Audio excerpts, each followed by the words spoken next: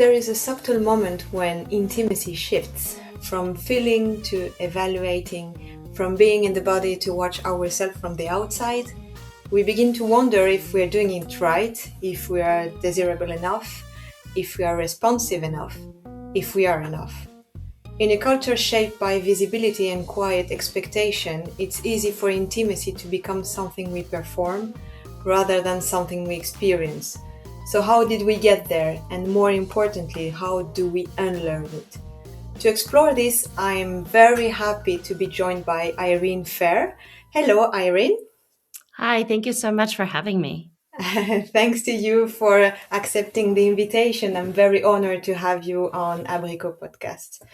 Irene is a famous sex and intimacy coach with over 4,000 hours of experience and a certified somatic experiencing practitioner. After navigating on her own journey through desire loss and relational challenges, she now helps long-term couples rebuild erotic connection in ways that are embodied, sustainable, and deeply human. Together today, we explore why intimacy can start to feel like a stage and why it truly takes to step off of it. You are listening to Abricot, l'atelier du désir. Let's begin. So, Irene, I have a few questions for you today, and again, thank you for joining. So, the first question is when we say that intimacy can feel like a performance, what does that actually mean for you? So, I'd like to start with maybe defining what intimacy really is and why it can devolve from feeling and being really in it to a performance. And the way I think about intimacy, it's about being seen and seeing each other. That we can be there with each other and not be intimate, not really feel each other, not really see each other. Yes. And intimacy again is that experience of truly being there with each other in a transparent way, in a deeply connected way. Hmm. And a lot of it has to do with, again, seeing each other and also really getting each other, getting what we're about. And the thing is that for most people, that's really scary. Yeah. And it's really scary for good reason. Biologically, we're wired to survive. Yeah. And if we're born not being perfect, that's one thing. And when we think about being seen, there's always a fear that I'm going to be seen a certain way. We want to be seen as a good person. We want to be seen as capable, as sexy, as someone who can please others. But Yes. again, there's always a fear of what if I'm not seen that way? What if I am seen in a negative light? Yeah, question are starting to raise. Yeah. Yeah, and this is also really natural and human. It's the human experience of longing to be seen and being scared of being Hmm. seen. And the way we manage that is that we perform to be seen a certain way. We create a persona in our minds and our imaginations of this is what a good person would be, or this is what a Yes. sexy person would be. Hmm. And we start performing that. And this is, of course, shows up in sex and intimacy because this is such a profoundly vulnerable Yeah. space, Yeah. and a profoundly important space in a relationship, in a couple. And so that absolutely shows up. Hmm. And that leads me to my next question because and what at what point you think that intimacy shifts from being an experience, something like very nice, to being something we're let's say doing well. That can depend on different people. For some Hmm. people, they can truly let go in a casual sexual experience, but Yes. then when they start to develop feelings, They start to feel that fear. Oh, what Mm. if this person that I care about sees me a certain way and performance could show up? Yes. It could also be true that the performance is there even in a casual situation, Mm. even in a non-sexual situation. So it really depends on people and what stage they're at in Yes. their life or what their interests are. Yeah. Yeah. But also, And yeah, go on, and please. and that I wanted to mention a little bit about, or I wanted to speak to the shift that happens. Mm. And it can be a very, it could be a psychological shift, but can also be a physical shift Mm. when we shift away from being present to being in our heads, Yeah. from feeling to calculating, kind of like, okay, what do I need to do to look a certain way? What do I need to say to come across a certain way? How do Mm. I need to please my partner to make them happy? So it's kind of a shift away from being present in the experience to, again, being in the head, calculating, manipulating the situation. and Yeah. and that can be a literally an actual shift that we notice Mm. being there in the moment.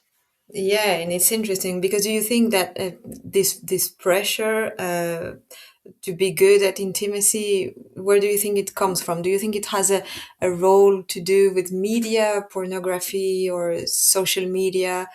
Do you think it has an impact, or it can be other things?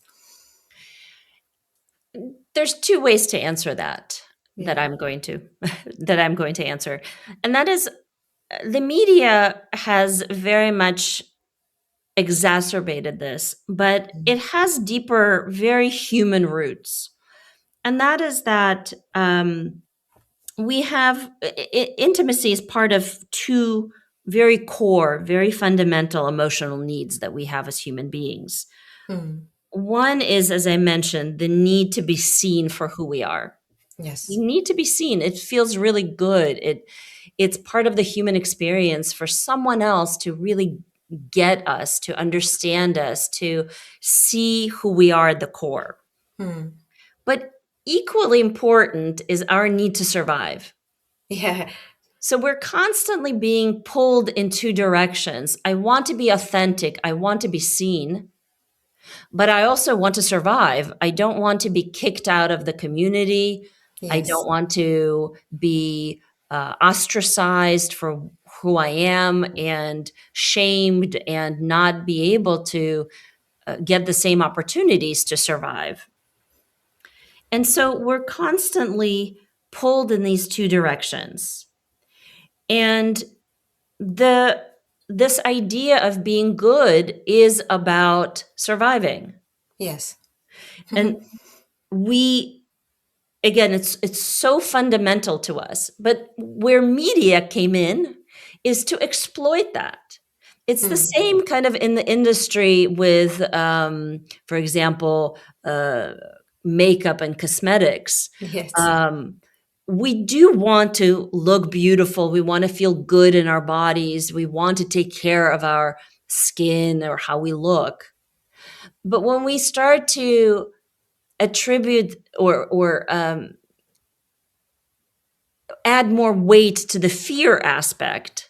Yeah. If you Yeah. don't look good, uh, you will not fit in, or if you don't perform well in sex, you won't fit in. Then it starts to be a fear-driven manipulation campaign, Yeah. and this Yeah. is where a lot of the media is today. It's I grew up very much on the typical messages in the magazines. Learn these tips and tricks to give your partner the best orgasm, Yeah. Yeah. or to look sexy, or to, I've been there too. right? That Yeah, this was the norm, and still very much the norm, in so many different cultures around the world.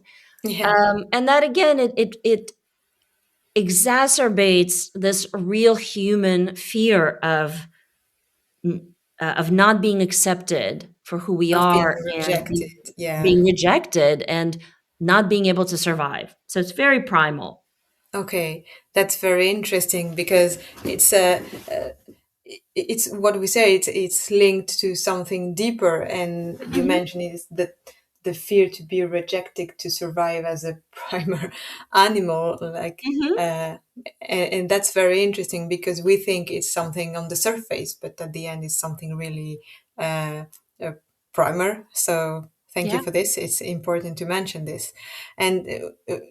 Following your opinions, what happens? Can you give us for the listeners, the men's, the women's, what happens inside us emotionally or psychologically? For sure, a lot of us have felt that once, and when someone is in the fear of falling in short mode, like not being good at enough, what happens internally? Yeah. So whenever there's fear, there's always going to be a contraction in the body. The body Yes. will respond.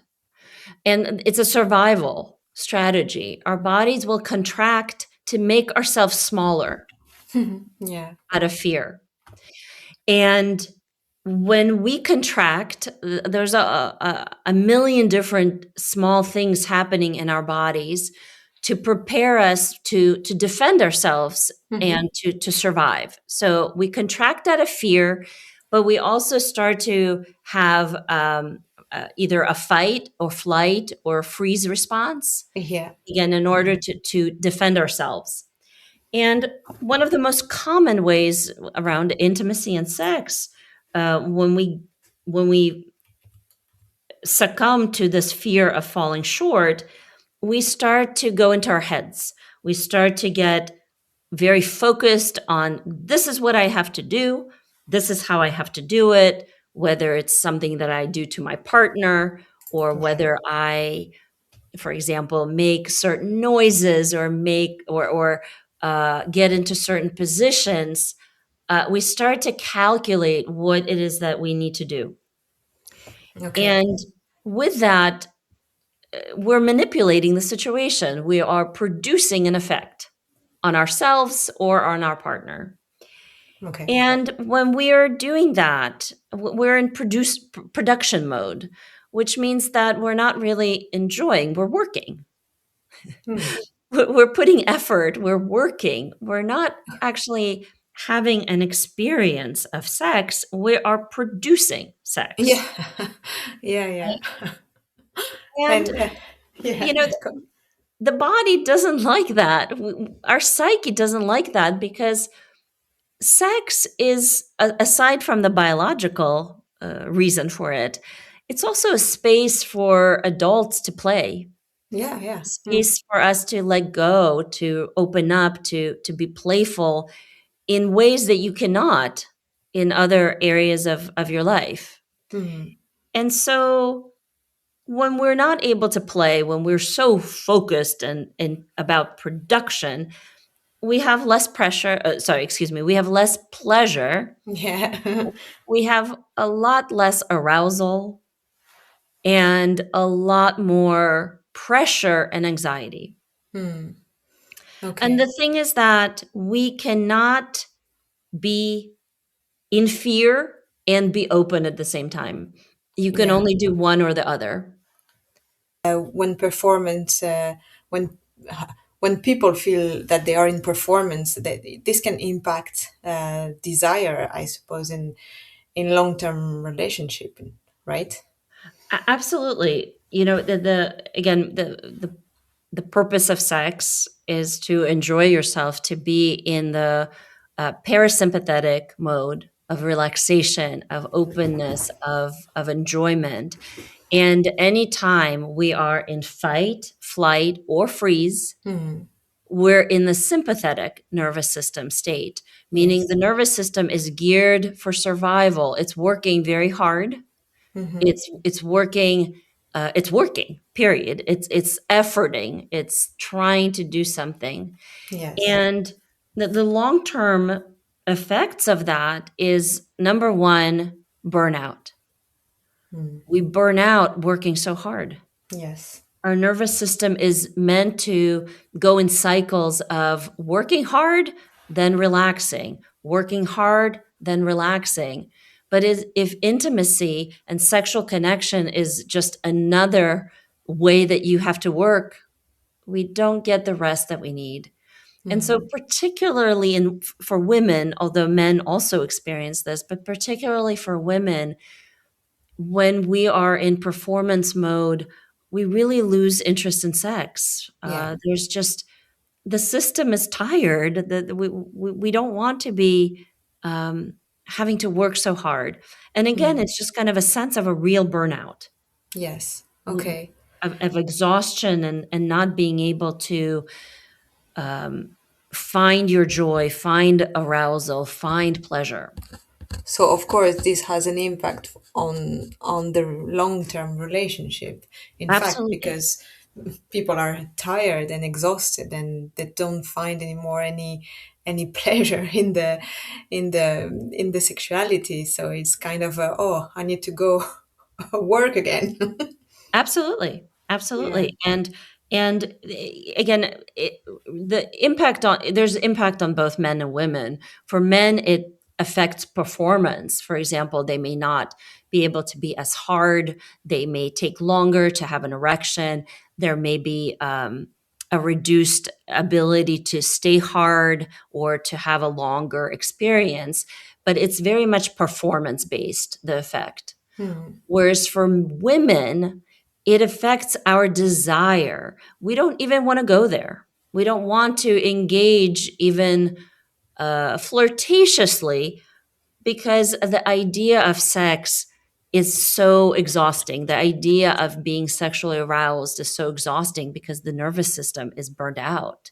Um, so as I mentioned, the exhaustion is a huge piece. Burnout of the nervous system is a huge piece, is a huge consequence of long term performance in a relationship. But there's another one which is really emotional that deeply affects couples, and that is it's resentment. Yeah. Okay. Important. When we cannot be authentic, when we cannot be genuine, any Hmm. human being will start to develop resentment, Hmm. even if we don't even know how to be authentic, even if we've never really learned it or seen it modeled. But it's a deep need for human beings to be authentic, and so Hmm. we will start to develop that resentment, and that resentment will start eating at the relationship. It will start um, eroding trust. It can start eroding understanding between Hmm. people. It can have a huge effect on the couple Hmm. from some couples simply withdrawing from each other to other couples getting into cycles of fights Yeah. and hurtful actions, and that can also destroy not just the desire in the relationship for intimacy, but the relationship itself. Yeah, yeah, because I suppose couples don't see straight away where the problem comes from. Absolutely. Yeah. And but the performance piece is a huge um, element in creating it because we will get tired of not just performing but being out of integrity with ourselves. Mm. Oh, that's that sounds so true. Yeah. Yeah. And um, that leads me to the next question, Irene. Because when I hear this, of course, we we want to make sure couples don't go until breaking up or breaking their relationship. Mhm. Uh, if you had to give an advice or something, a first step Mhm. to how to unlearn intimacy as a performance, let's say we know it's not how to unlearn, but probably what would be the first thing you would say to those people? Yeah. Well, first thing is to be really compassionate and kind with yourself and Yes. forgive yourself for having this very, very human experience. Yeah. Thanks for saying that. Yeah, we all go through this. at various stages of life, at different stages of intimacy, in Mm, all areas of our life. So it is about really being kind to yourself, mm, um, and starting to understand and again acknowledge to yourself that the fears have been driving your behavior, but that the impact is a negative one, that this is not what you want. And mm, again, being really honest with yourself around that from this compassionate perspective. But I'll also mention the second step, which is even more important, and that is that it's about connecting to the longing underneath. That mm, we, we can focus on the exhaustion of performing, but if we look deeper, there's also a longing. There might be a longing for a moment of tranquility and calmness, and maybe a moment to exhale, yeah. right? Or underneath, the disconnect that performance can create in a couple, there may be a longing for connection, for just your partner really seeing what's going on. And the more you can connect to the desire, the more you can um, start the transformation. It's the Mm. longing and the desire that's going to drive the transformation, and that is such an important step in unlearning intimacy as performance. Mm. Is really focusing. What do I want to be different? What am I really longing for here? Listening to ourselves is what I hear in your Absolutely. recommendation. First of all, look inside ourselves before trying to look on what the other one wants. Yes, absolutely. It all starts with us, of course. It all starts with ourselves, and that sounds really beautiful what you said, because I think it's very very true. Even in intimacy, it all starts with Mhm. us, and thank you for saying that. And then in the relationship, in the couple, we know how communication can be complicated sometimes. We know how in those topics sometimes is not easy to speak with our partner to say, okay, I feel that way. um, how can a couple can communicate together to move away from this pressure? Mhm. Well, my answer is going to sound very similar to what I said earlier, which is Yeah. to acknowledge that this is such a human experience and Mm. to be compassionate to yourself and to your partner, that this may be very hard for them to hear, Mm. that this may be uh, triggering or confrontational to them. And so it is about being um, sensitive to that, but also being really honest and naming it as also not just something personal, but as a pattern. For Oh, example, okay. naming it as, I've gotten into this pattern of performing out of fear of not being seen a certain way. And I'd like to get out of it. And then focusing on the longing. Mm. So, uh, instead of, for example, focusing on what's not working, it's focusing on the desire or the longing. What is it that you want to create instead? So that it can land differently. Of course, criticism and judgment can land very painfully for any human being. But when we can reframe it to this is what I'm longing for and craving, there could be movement to creating that together. And one more thing I want to add too is that in a couple, prepare yourself to really explore and fail Yeah. and continue exploring some more and failing again. Mm. And that again, this is a human experience. We learn by doing, we learn by feeling into the experience and seeing what works. And so this isn't going to be some kind of a overnight transformation from performance to felt intimacy. It's going to be a journey. It's going to require patience and getting comfortable with failure and really learning from that failure rather than getting stuck in it. Exactly, in fact, and so I'm imagining now if there was a world where intimacy was uh, without performance, and where we would not have anything to prove. Uh, in your opinion, what would look like this world? And I think it would, would look like beautiful and very compassionate and very empathic. But what do you think? What would intimacy look like if there were nothing to prove? Absolutely. And I love talking about this too. I'm coming from a tantric perspective. So Mm. I weave tantra into my teachings. And um, to me, the tantric path is very similar to what you experience when you go traveling.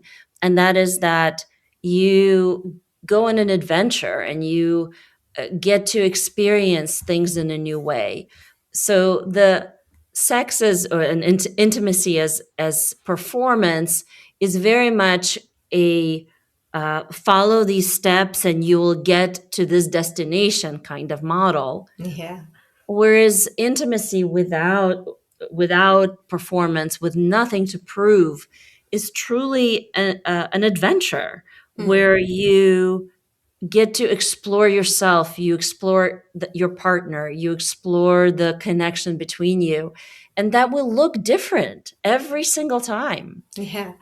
And it's not going to always be uh, amazing, beautiful in the kind of traditional way, but it's going to create a sense of satisfaction, of learning, of expanding. Mm. It's an art. Um, and that's hard, but it's also beautiful because it's Yeah. really, again, if you love travel as much as I do, um, Yeah. it's really about, yeah, going on an adventure and experiencing new things. And like travel, it's not always exciting or not always easy, but it's Yeah.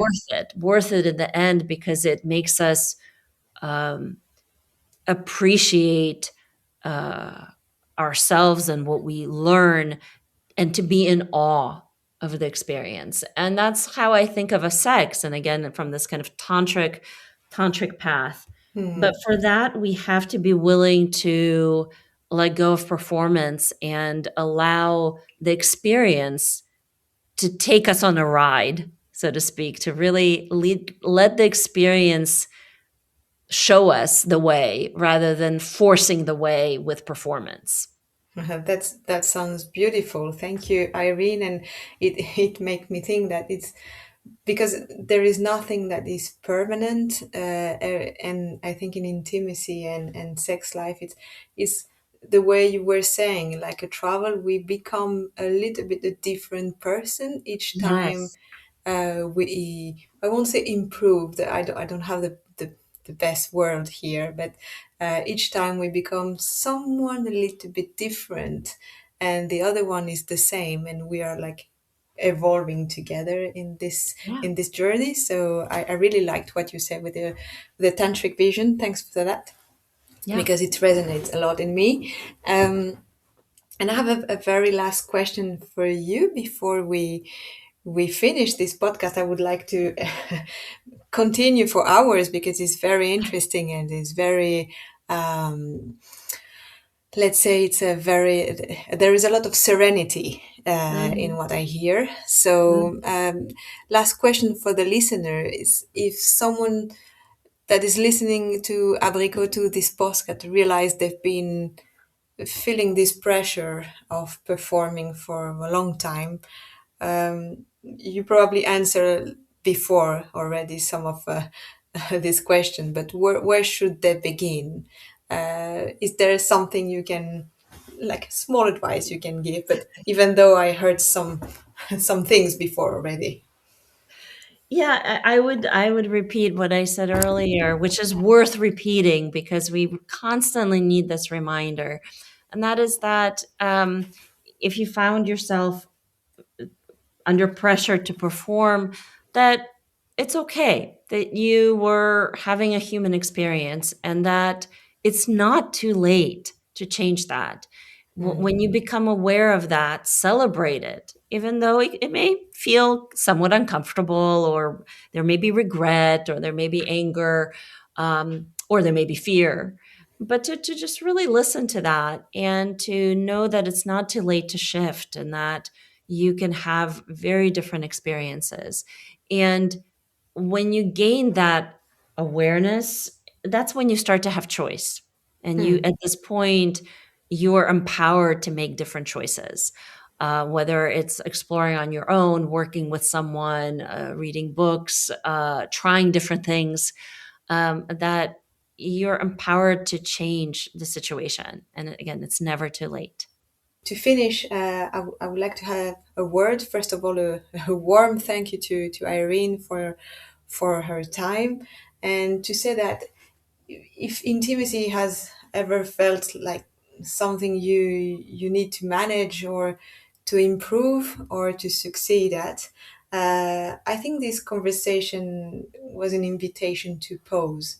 uh, I learned today myself that performance is rarely about ego. It's Mm. more often about protection or fear, about wanting to be chosen, as you said, Irene, to feel safe, or I would say to be loved. Mhm. um, and unlearning what I learned today is not about becoming less attentive or less generous.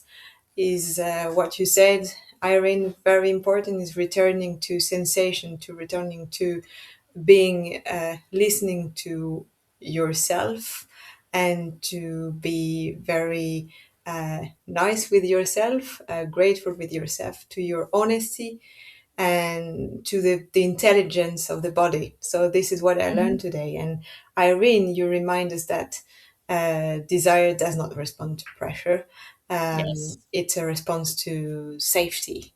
Uh, and that long-term intimacy is not built on perfection, but on, I would say, on the maybe the courage to stay connected to what is real. And courage is probably not the best word to use, but to stay connected to ourselves, to the other, and to what Mhm. is real. So in Absolutely. myself, in this episode, I it has resonated in me very deeply, but it has resonated with you. You can explore more of Irene's work through her website. And if this conversation opens something within you, consider please sharing it or simply sitting with it today. Until next time on Abricot, stay close to what you feel. Thank you very much, Irene. Thank you.